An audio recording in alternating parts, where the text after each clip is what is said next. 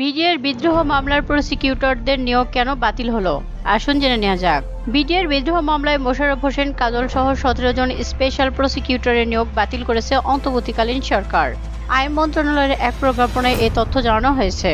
আওয়ামী লীগ সরকারের আমলে এই মামলার বিচারে সহায়তা করার জন্য এই ১৭ জনকে স্পেশাল পাবলিক প্রসিকিউটর হিসেবে নিয়োগ দেওয়া হয়েছিল। শেখ হাসিনার সরকার পতনের পর সাবেক সেনাপ্রধান জেনারেল মইনুল আহমেদও পিলখানায় বিডিআর বিদ্রোহ ও হত্যাকাণ্ডের বিষয়ে মুখ খুলেছেন। নিজের ইউটিউব চ্যানেলে পোস্ট করা ভিডিওতে তিনি সরকার থেকে তদন্ত আদালত করতে পারার বা সেই সংক্রান্ত সাহায্য সহযোগিতা না পাওয়ার অভিযোগও তুলেছেন তিনি বলেছেন, আমি যখন সেনাবাহিনীর পক্ষ থেকে তদন্তের আদেশ দিয়েছি তখন আমাকে বলা হলো যে সরকার যখন তদন্ত আদালত করছে তখন সেনাবাহিনীর পক্ষ থেকে এই আদালতের প্রয়োজনটাই বাকি। এছাড়া ৫ আগস্টের পর নিহত আর্মি অফিসারদের পরিবাররা বিডিআর বিদ্রোহের ঘটনার পুনঃ তদন্ত চেয়ে সংবাদ সম্মেলনও করেছে। ২০০৯ সালের ২৫ ও ২৬ ফেব্রুয়ারি পিলখানায় বিডিআর বিদ্রোহের ঘটনায় বিডিআর-এর তৎকালীন মহাপরিচালক মেজর জেনারেল শাকিল আহমেদ সহ ৫৭ জন সেনা কর্মকর্তা সহ ৭৪ জন নিহত হন। এই ঘটনার ৪ বছর পর ২০১৩ সালে ৫ নভেম্বর বিচারক আদালতে হত্যা মামলাটির রায় হয়। এখন পর্যন্ত এই মামলাটিতেই বাংলাদেশের ইতিহাসে সর্বোচ্চ সংখ্যক আসামি ৮৫০ জন বিডিআর সদস্যের বিচার হয়েছে। এই মামলাটিতে মৃত্যুদণ্ড দেওয়া হয়েছে ১৫২ জনকে, যাবজ্জীবন কারাদণ্ড দেওয়া হয়েছে ১৬০ জনকে, বিভিন্ন মেয়াদে সাজা দেওয়া হয়েছে ২৫৬ জনকে। এদিকে ভারতীয় বাহিনীকে কেন বাংলাদেশের উপর নজর রাখতে বলা হলো?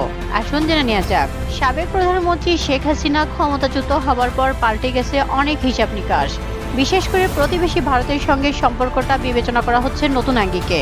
সম্প্রতি দেশটির প্রতিরক্ষামন্ত্রী রাজনাথ সিং তাদের সামরিক বাহিনীর শীর্ষস্থানীয় কমান্ডারদের বাংলাদেশে চলমান পরিস্থিতির দিকে নজর রাখতে বলেছেন। ভারতের প্রতিরক্ষা মন্ত্রীর এই বক্তব্যের পর এই নিয়ে বাংলাদেশেও এক ধরনের প্রতিক্রিয়া দেখা যাচ্ছে। এ বিষয়ে ভারতীয় সশস্ত্র বাহিনীকে কেন বাংলাদেশের উপর নজর রাখতে বলেছেন রাজনাথ সিং, এই শিরোনামে একটি প্রতিবেদন প্রকাশ করেছে বিবিসি বাংলা। ভারতের সংবাদ মাধ্যমের বরাত দিয়ে তাদের প্রতিবেদনে উল্লেখ করা হয়, বাংলাদেশের পরিস্থিতি পর্যবেক্ষণের পাশাপাশি রাজনাথ সিং সশস্ত্র বাহিনীকে ভবিষ্যৎ যুদ্ধ মোকাবেলার জন্য প্রস্তুত থাকতে বলেছেন। প্রতিবেশী দেশটির গুরুত্বপূর্ণ একজন মন্ত্রীর এমন বক্তব্যকে স্বাভাবিকভাবেই নিচ্ছে না বাংলাদেশের কূটনৈতিক নিরাপত্তা বিশ্লেষকরা। তারা বলছে, এই ধরনের বক্তব্য বাংলাদেশের নিরাপত্তার জন্য উদ্বেগের। ভারতীয় সংবাদ মাধ্যম টাইমস অব ইন্ডিয়ার খবরে উল্লেখ করা হয়েছে, গেল বৃহস্পতিবার ভারতের উত্তরপ্রদেশের লখনৌতে ৩ বাহিনীর শীর্ষ কমান্ডারদের যৌথ সম্মেলনে দেশটির প্রতিরক্ষামন্ত্রী রাজনাথ সিং বক্তব্য দেন। তিনি সেখানে বলেন, ভারত শান্তিপ্রিয় দেশ, শান্তি রক্ষার জন্য ভারতের সশস্ত্র বাহিনীকে যুদ্ধের জন্য প্রস্তুত থাকতে হবে।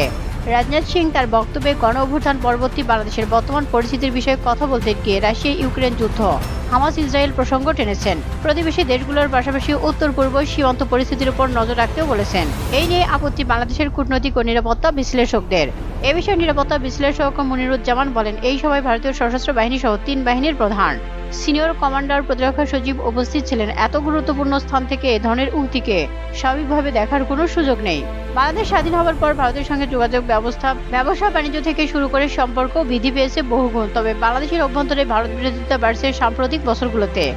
বিশেষত গেল দ্বাদশ জাতীয় সংসদ নির্বাচনের পর এটি আরও প্রবল হতে শুরু করে বলে দাবি করেছে বিবিসি বাংলা। কারণ হিসেবে উল্লেখ করা হয়েছে, বাংলাদেশের সাধারণ মানুষের অনেকেই মনে করে গত ৩টি মেয়াদে বাংলাদেশের প্রশ্নবিদ্ধ নির্বাচনের মাধ্যমে ক্ষমতায় এসেছে আওয়ামী লীগ, আর প্রতিবার তা করতে পেরেছে ভারতের প্রচ্ছন্ন সমর্থনের কারণে। বাংলাদেশের স্বরাষ্ট্র উপদেষ্টা অবসরপ্রাপ্ত lieutenant general Mohammad Jahangir Alam Chowdhury BGB সদস্যদের বলেছেন, সীমান্তে পিঠ দেখাবেন না, নিজেদের উপর অর্পিত দায়িত্ব পালন করতে হবে। বিজিবির মূল দায়িত্ব সীমান্ত সুরক্ষা করা।